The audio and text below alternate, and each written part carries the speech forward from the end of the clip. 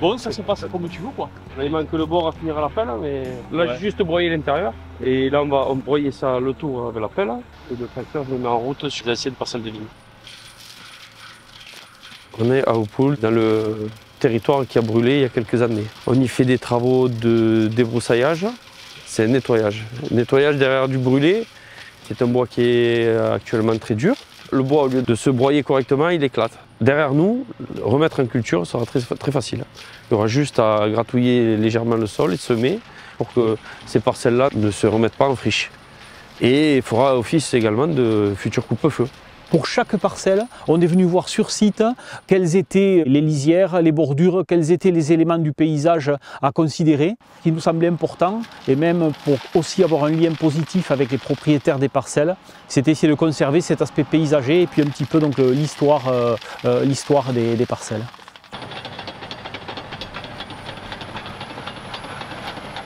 Ces espaces-là, après remise en état, vont permettre de favoriser le retour des pelouses calcaires, de cibler donc toutes ces espèces, notamment de passereaux et de petites faunes, qui vont retrouver là des milieux ouverts de prairies finalement, de prairies sèches, de prairies calcaires.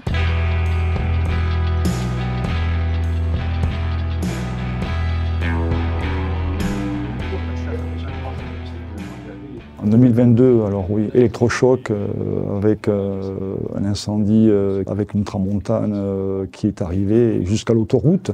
Prise de conscience que notre territoire était fragile. J'ai voulu réunir tous les partenaires avec qui je travaille.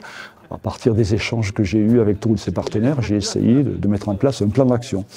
Les plus efficaces, les plus réactifs ont été l'ONF et les chasseurs. Ils m'ont proposé de mettre en valeur des surfaces qui étaient impactées par l'incendie, dans un premier temps les nettoyer et ensuite les mettre en valeur avec la remise en place des murs en pierre et ensuite réfléchir comment on pouvait faire des plantations qui participent à la sauvegarde de notre faune et notre flore. L'échange et la présence du technicien ont été vraiment très importants parce qu'il était là tous les 2 jours, il nous contactait, on sentait qu'il y avait vraiment une volonté farouche d'arriver au bout de ce projet, quoi. Et ça, c'est pas toujours. La mairie nous a fait confiance en la matière.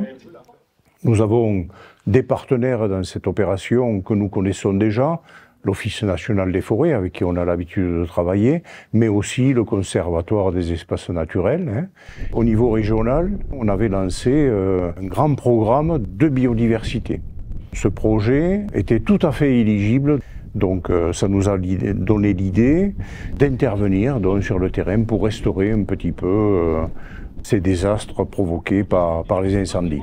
Tout s'est bien conjugué donc pour qu'on arrive à faire un travail qui me paraît tout à fait exceptionnel. Personnellement, ce qui m'a surpris, c'est ce côté attachement à l'environnement. Je ne voyais pas forcément la fédération de chasse attachée à autre chose qu'à chasser et à entretenir le fait qu'il y ait du gibier, etc.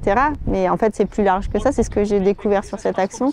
Il y avait du personnel qui n'était pas seulement là pour gérer le gibier, mais vraiment avec un côté, une attache environnementale, une approche environnementale importante. Et ça m'a surprise. Il y a vraiment une idée de territoire, de conserver ce territoire, pas seulement les espèces qui peuvent intéresser les chasseurs.